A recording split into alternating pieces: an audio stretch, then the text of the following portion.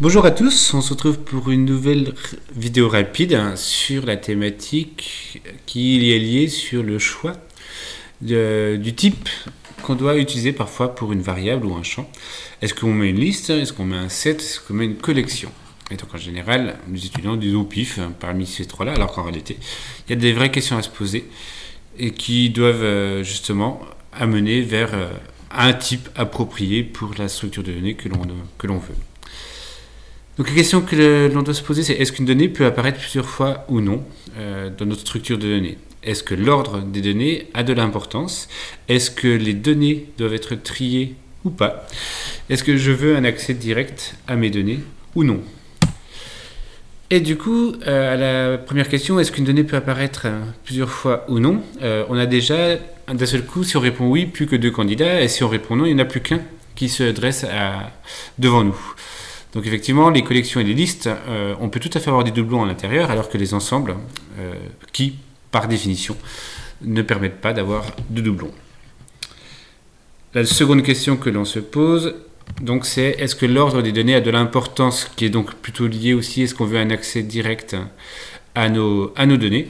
Et du coup, ici, si on répond oui, les listes sont tout à fait appropriées pour ce genre pour répondre à cette question-là.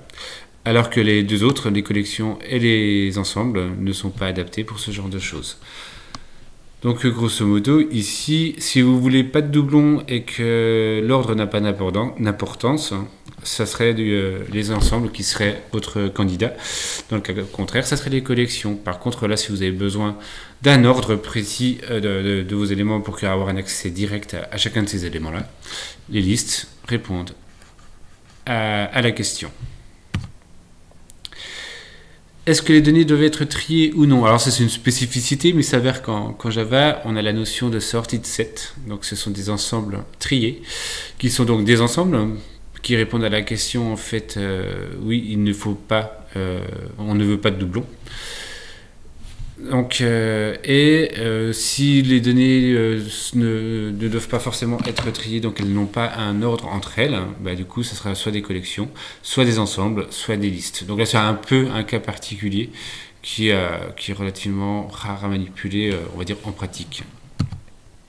Donc, en résumé, on se retrouve face à une architecture de classe qui est la suivante. Donc, le collection qui est la plus top classe, enfin top interface. Ici, donc, les doublons sont possibles.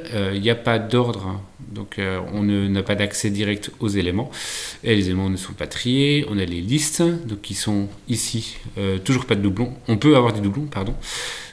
L'ordre est important et du coup, on peut accéder à n'importe quel élément de manière directe. Alors que pour les ensembles, eux, il n'y a pas de doublons. Il n'y a pas d'ordre non plus. On n'a pas d'accès direct aux éléments et ils ne seront par nature pas triés, alors qu'on peut avoir une sous-classe de ces ensembles qui, eux, n'ont pas de doublons également, n'ont pas d'ordre dans le sens on n'a pas d'accès direct, par contre les éléments sont triés. On peut y accéder donc du plus petit au plus grand par exemple, grâce à une notion de comparaison qui serait implémentée. Donc effectivement, quand on est en train de typer une variable, c'est important de se poser la bonne question pour savoir les bonnes questions, pour savoir laquelle parmi ces interfaces est la plus adaptée pour déclarer notre variable.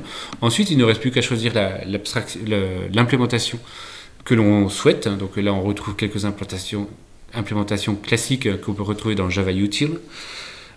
Donc la seule subtilité pour l'histoire, c'est qu'en réalité, si je manipule qu'une collection, et que je l'implémente avec un new ArrayList, je n'aurai de visibilité sur les fonctions qui sont liées à la collection. Et donc tout ce qui est spécificité liste, donc l'accès au énième, pas avec get par exemple, je n'y aurai pas accès.